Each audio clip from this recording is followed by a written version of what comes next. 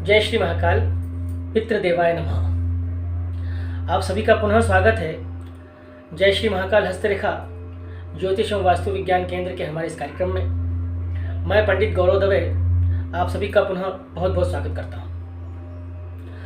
आज का हमारा विशेषांक वर्तमान में प्रारंभ हुए पितृपक्ष को लेकर के है।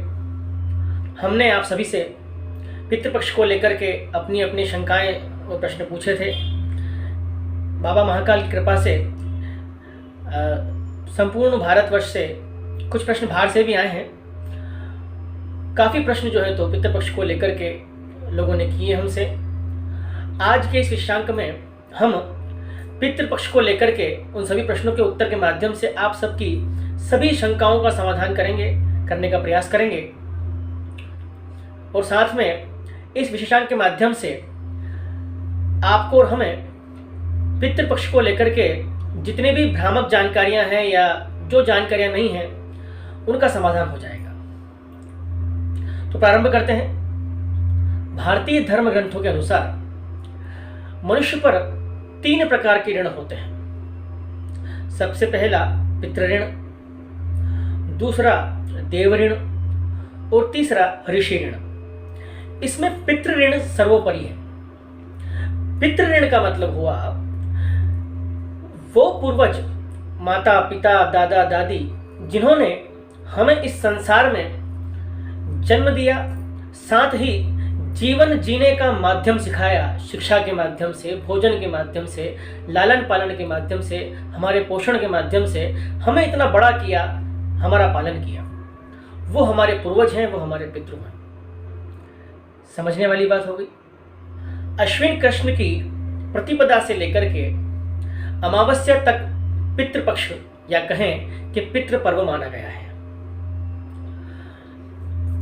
गरुड़ पुराण के अनुसार यमराज हमारे पूर्वजों को इस अंतराल में पृथ्वी पर विचरण करने के लिए भेज देते हैं, मुक्त कर देते हैं कि आप जाइए और अपने अनुजों से, अपने परिजनों से जो भी भोग या आप लेना चाहें या उन्हें आशीर्वाद देना चाहें, ठीक है ना, भोग के माध्यम से, तो आप देकर आ सकते हैं। इसलिए इन 16 दिनों का जो पर्व मनाया जाता है इसे पितृपक्ष कहते हैं। सर्वप्रथम तो यही चर्चा हम आपसे करते हैं। और इसे श्राद्ध कहते हैं। सामान्य भाषा में श्राद्ध कहा जाता है। श्रद्धा या इदम श्राद्धम, जो श्रद्धा से किया जाए वही श्राद्ध है।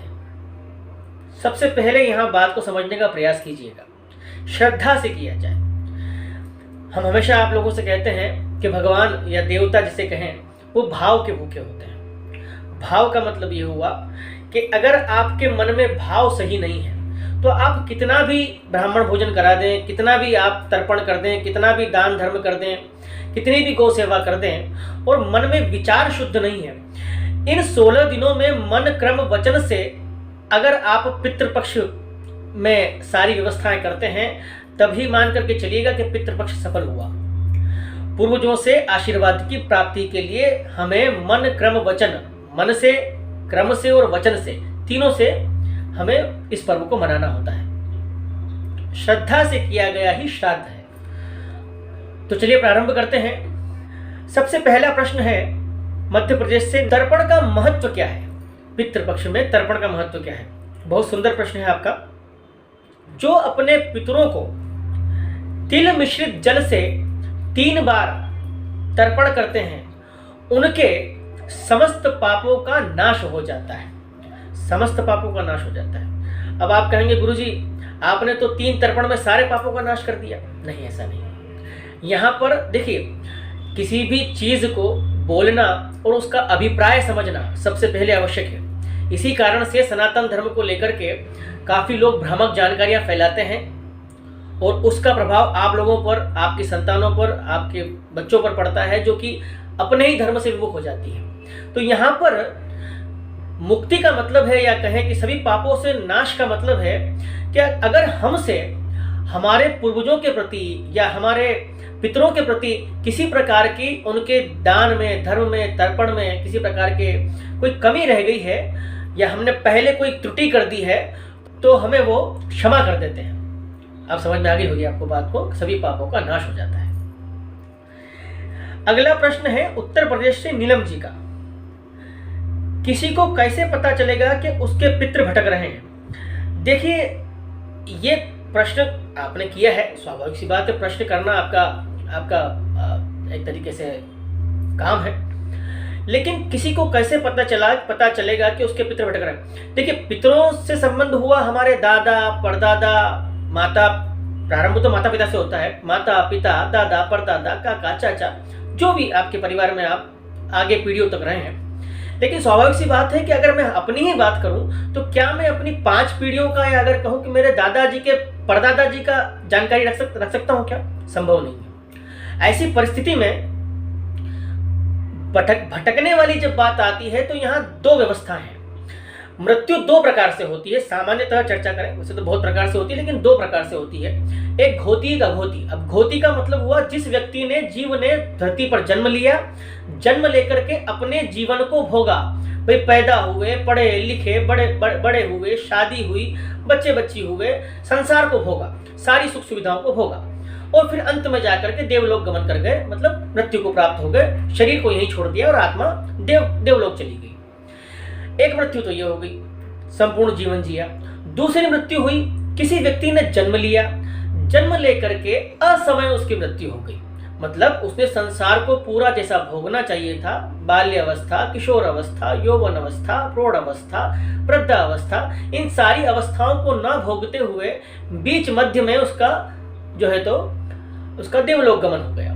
ऐसी मृत्यु को, अब वो किसी भी प्रकार से हो सकती है, कोई दुर्घटना में मृत्यु हो गई, किसी का जल में बहने से, या कहें कि डूब करके मृत्यु हो गई, जल करके मृत्यु हो गई, एक्सीडेंट हो गया, किसी ने हत्या कर दी, बीमारी में हो गई, बहुत सारी व्यवस्थाएं इसके अंदर हो सकती हैं। लेकिन मूल रूप से कहने का मतलब ये 2 प्रकार की बातें हैं। एक अपना जीवन जिया, एक ने अपना पूरा जीवन नहीं जिया, पूरा संसार को नहीं भोगा। जिन्होंने संसार को नहीं भोगा ऐसे लोग ही अघोती होते हैं, और ऐसी आत्माओं को हम ये कह सकते हैं कि वो असंतृप्त आत्मा है। अब अगर आपका प्रश्न ये है कि हमें कैसे पता चलेगा कि हमारे कौन से पूर्वज भटक रहे हैं, तो आप उसके लिए, इसीलिए हमारे सनातन धर्म में इस प्रकार की व्यवस्था की गई है। पूरे वर्ष में आपको 16 दिन का समय दे दिया गया है। आप इन 16 दिनों में अपने घोती अघोती सभी प्रकार के पूर्वजों का तर्पण करके, श्राद्ध करके, और उनसे उनकी आत्मा की तृप्ति के लिए आप उनकी आत्मा को तृप्त कर सकते हैं और उनसे आशीर्वाद प्राप्त कर सकते हैं। यह है आपका प्रश्न का उत्तर।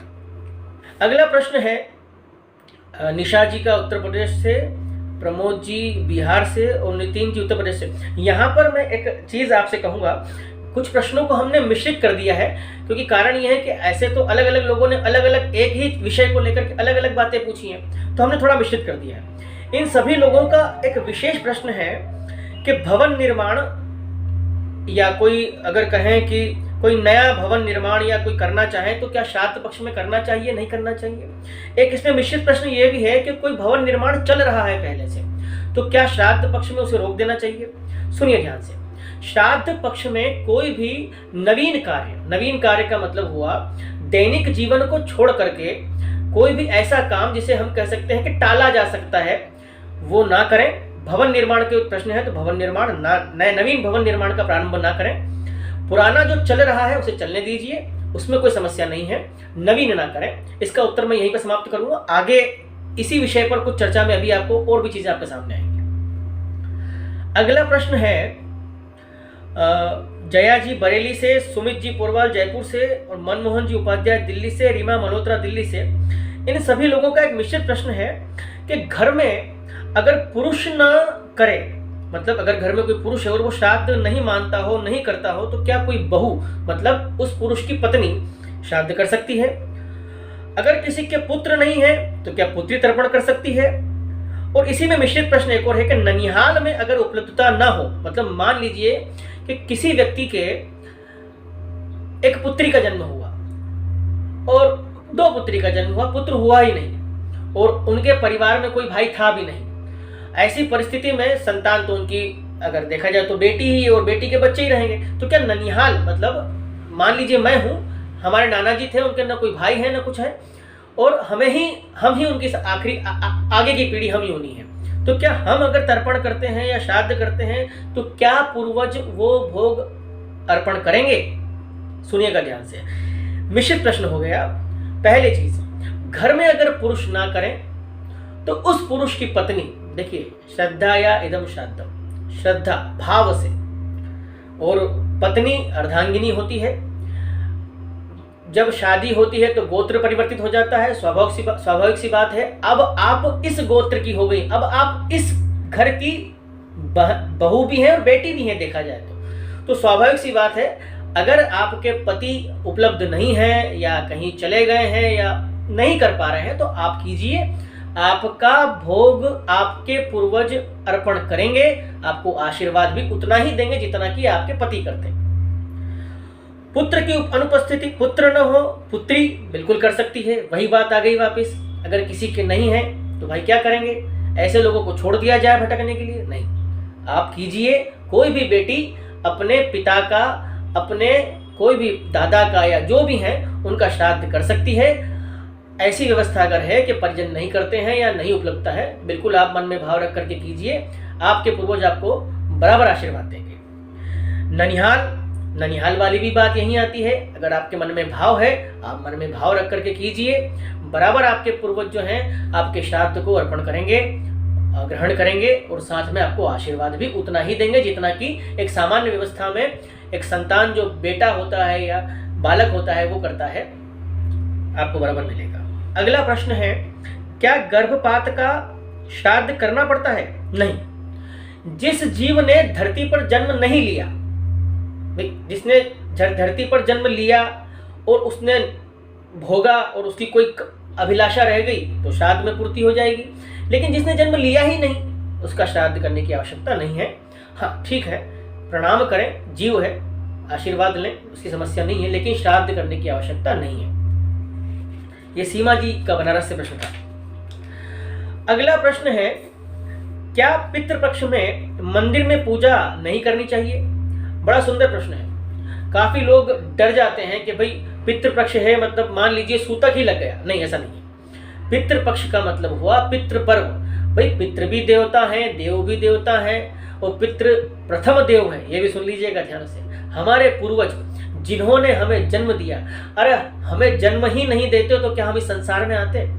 हम इतने ज्ञानी, विज्ञानी या जो भी कहें, है बड़े व्यापारी या सब कुछ बन पाते? संभव ही नहीं। जो व्यक्ति अपने माता पिता, अपने पूर्वजों का मान सम्मान नहीं करता, वो मनुष्य है ही नहीं, पशु के समान है, ऐसा शास्त्रोक्तार्थ है और हमारा मानना है। पहली चीज, इसलिए आप जो भी पूजा पाठ घर में अपनी नियम संयम से करते हैं वो रेगुलर कीजिए, अपने पूर्वजों का श्राद्ध कीजिए, किसी भी प्रकार की इसमें संशय की स्थिति नहीं है। आप जो भी पूजा पाठ रेगुलर करते हैं वो नियमित करते रहें, नई स्थापना ना करें, नए भगवान की स्थापना या घट स्थापना ना करें। अगला प्रश्न है दीपक जी चौधरी हरियाणा से, आपने पितृदोष के लिए अमावस्या का विधान पहले बताया था, इनको पितृदोष की कोई समस्या होगी तो क्या श्राद्ध नहीं करें तो चलेगा? नहीं, ऐसा नहीं है। देखिए पितृदोष अलग व्यवस्था है। पितृदोष में आपकी जो कुंडली के माध्यम से, जो भी ज्योतिषी हैं, हस्तरेखा के माध्यम से, जो भी हस्तरेखा विशेषज्ञ हैं, आपको आपकी पितृदोष की व्यवस्था बताते हैं, उससे कैसे निवारण करना है, उससे कैसे उसके प्रभाव को कम करना है। मुक्ति तो कभी मिलती नहीं, सुनिएगा ध्यान से, मुक्ति कभी नहीं मिलती। हम उसके प्रभाव को कम कर सकते हैं। जब प्रभाव को कम कर सकते हैं तो मुक्ति वाली बात ही नहीं हुई। रही बात श्राद्ध पक्ष की, तो श्राद्ध पक्ष तो एक विशेष व्यवस्था हो गई।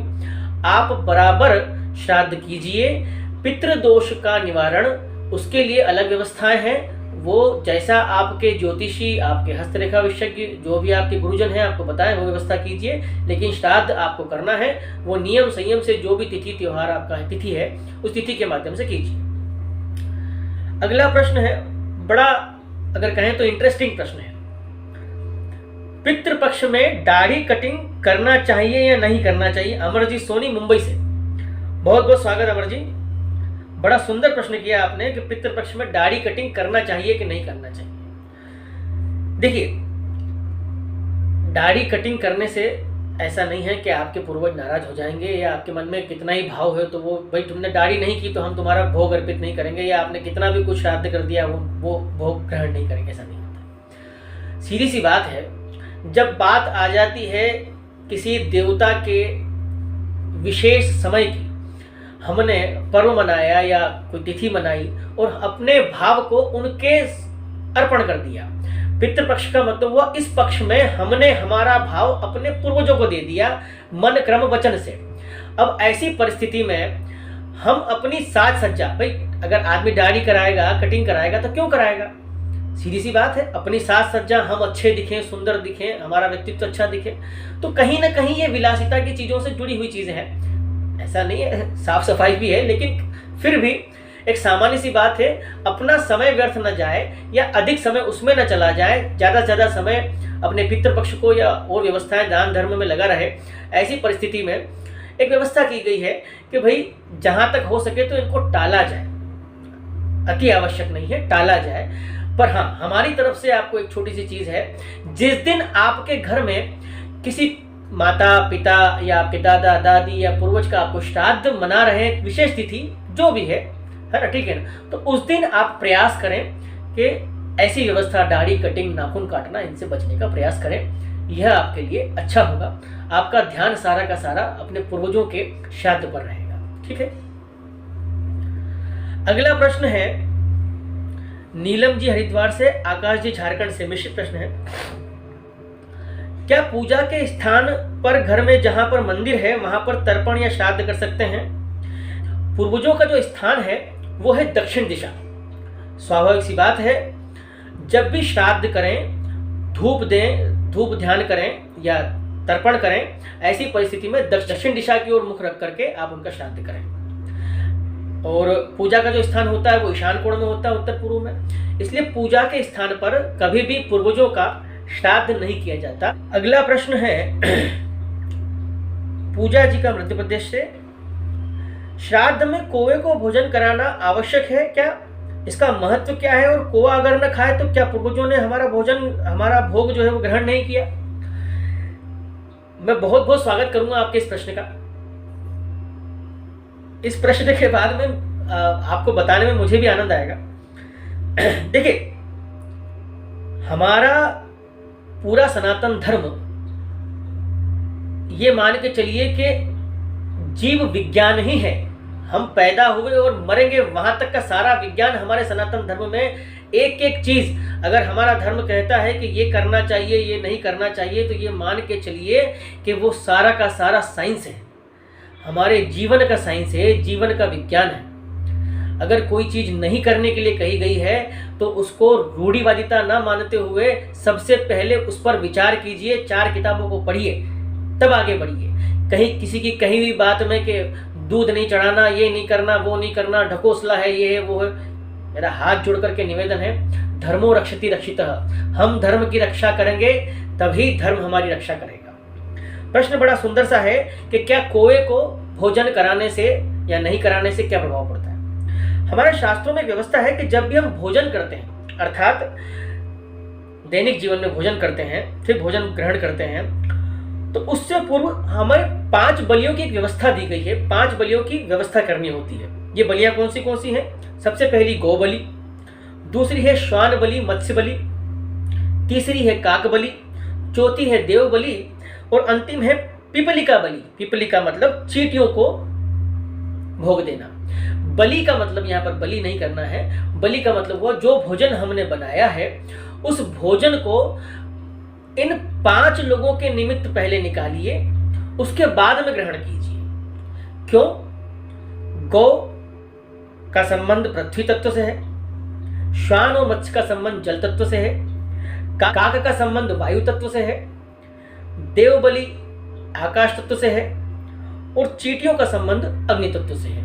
5 तत्व से यह शरीर बना है और ये शरीर यहाँ संसार में रह करके देवलोक चला गया, तो 5 तत्व तो है ही अपनी जगह पे, उनका सम्मान, उनका मान सम्मान, उन्हीं से सब कुछ चल रहा है। तो ऐसी परिस्थिति में हमें जब भी भोजन हम करते हैं तो हमें सबसे पहले इन 5 व्यवस्थाओं के लिए निमित्त जो है तो हमें अपना भोग निकालना होता है और उसके बाद में ही हमें अपना भोजन ग्रहण करना होता है। तो जब हम कोए को श्राद्ध में भोजन कराते हैं या कोए को खीर पूरी रख करके आते हैं तो वो एक व्यवस्था है। ऐसा जरूरी भाई, कई शहरों में कौवे नहीं होते, नहीं होता कौवा, फिर क्या करेंगे? मतलब कौवा नहीं आया, उसने आपकी खीर पूरी नहीं खाई तो आपके दादाजी पिताजी का श्राद्ध नहीं हुआ। मैं क्षमा चाहूंगा आप लोगों से, ऐसी मन में भ्रांति नहीं रखें, ऐसी कोई व्यवस्था नहीं है। हाँ, ये जरूर है कि अगर आए और करते हैं तो आपके लिए अच्छा है, नहीं आए नहीं करें तो उसको ले जाकर के किसी बहती जलधारा में प्रवाहित कर दीजिए, मछलियां खा जाएंगी, भोग आपका तब भी चला जाएगा। ठीक है। और साथ में अगर साइंटिफिक बात करें तो इसमें बहुत सारे लोगों ने अपने अपने ज्ञान के माध्यम से या कहें कि व्यवस्थाओं के माध्यम से वीडियो बनाए हुए हैं, आपने देखे भी होंगे कि एक व्यवस्था ये भी कही जाती है और वास्तविकता है। इस जो कालखंड जो होता है ये, इस कालखंड में मादा कौवा जो होती है वो गर्भवती होती है। तो स्वाभाविक सी बात है, गर्भवती मादा को भोजन अगर हम देते हैं तो उससे बड़ा तो पुण्य का कोई कार्य नहीं हो सकता। बिल्कुल कराइए, ठीक है। नहीं करें तो चिंता ना करें, आप गौ सेवा कर सकते हैं, आप श्वान सेवा कर सकते हैं, आप मछलियों को दाना डाल सकते हैं, ठीक है। धूप हम देते ही हैं, सारी व्यवस्थाएं हैं। अगला प्रश्न है और अंतिम प्रश्न है। मेरे हिसाब से काफ़ी कुछ जानकारी आप लोगों को हमने इन सारे प्रश्नों के माध्यम से उपलब्ध कराने का प्रयास किया है और इस अंतिम प्रश्न और इसी की प्रतीक्षा में कर भी रहा था। और इस प्रश्न को पूछने वालों की संख्या ये मान के चलिए कि मैं आपको बता नहीं सकता, शायद 50 से ज़्यादा लोगों ने इस प्रश्न को पूछा है, इसलिए मैं सबके नाम नहीं ले सकता। और प्रश्न बड़ा सुंदर है। प्रश्न है कि क्या श्राद्ध पक्ष में ब्राह्मण को भोजन कराना, ध्यान से सुनिएगा, क्या श्राद्ध पक्ष में ब्राह्मण को भोजन कराए बिना श्राद्ध नहीं माना जाएगा? और ब्राह्मण की जगह अगर हम किसी गरीब को, भिखारी को, या जो भी आप, ठीक है, हम उसको अगर खाना खिलाते हैं या भोजन कराते हैं तो क्या वो श्राद्ध नहीं है? ब्राह्मण ही क्यों? देखिए, एक छोटी सी व्यवस्था है। मैं जातिगत व्यवस्था के वैचारिक रूप से विरुद्ध हूं। जाति और धर्म तो खैर अलग व्यवस्था है, लेकिन जाति जो है वो कर्मों पर आधारित है। ब्राह्मण शब्द का सबसे पहले अर्थ समझने का प्रयास कीजिए सामान्य भाषा में। वैसे तो बहुत सारी व्यवस्था है। ब्राह्मण जो ब्रह्म से जुड़ा हुआ है, ब्रह्म मतलब देवता, ठीक है, जो ब्रह्म से जुड़ा, जो ब्रह्म कर्म करता है वो ब्राह्मण, पहली चीज, ठीक है। कर्म पे ही बात आती है।